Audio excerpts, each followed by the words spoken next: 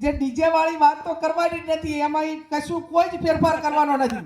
કુલ મુદ્દાઓ જે ત્યાં પાકા જ છે, એમાં લગી રહે કાંઈ પણ આગુ પાછું કરવાનું નથી. ને આપણે જે આ બાજુ મંત્રીએ કીધું એમ આ બાજુથી ક્યાંય ભંગ પણ થયો નથી.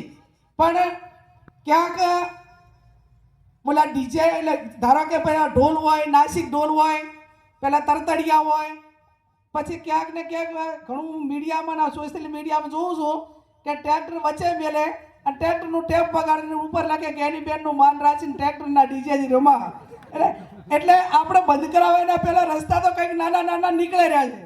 પણ જાહેરમાં વોઇસ અને બીજા માટે હેરાનગતિ અને વધારે પડતા વોઇસના કારણે કે એની બધીઓ એનામાં જે આપણાને દહેશત હતી એ ક્યાંક ને ક્યાંક ન થાય એના માટે કે આ બાબતમાં બધા જ આગેવાનો કડક છે એ રીતે કડકાઈ રાખવાની છે.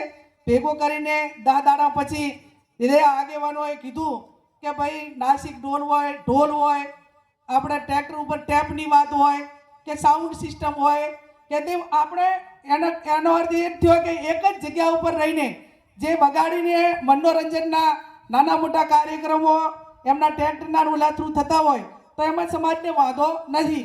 પણ તમે આ રીતે કંઈ કરશો તો એમાં આ બાજુ તો બધા જ મારે સોશિયલ મીડિયાના યુવાનોને અભિનંદન આપવા પડે કે એક વ્યક્તિ ક્યાંક કરે ને તો એના ઉપર તૂટી પડે છે. એટલે કંટાળતો મોબાઈલ બંધ કરી નાખે છે. સોશિયલ મીડિયામાં તો તમારે આનો ભંગ કરે ને એના સામે જે ચોય બરોબર જ છે, એમાં મારો ટેકો છે. પછી એની સામે કોઈ ટીકા કરનારું કે એને કંટ્રોલ કરનારું ન હોય તો બીજો આ બાબતમાં પ્રયત્ન કરે. એટલે એ બાબતમાં કોઈ પ્રયત્ન ન કરે એના માટે કરીને સોશિયલ મીડિયા જે એક્ટિવ છે, જે સારી ભાષામાં જ આપણે એની સાથે જે કંઈ કોમેન્ટ કરો કે જે કંઈ કરવાનું હોય પણ સારી ભાષા. હું તો અભિનંદન આપું છું આ સમાજને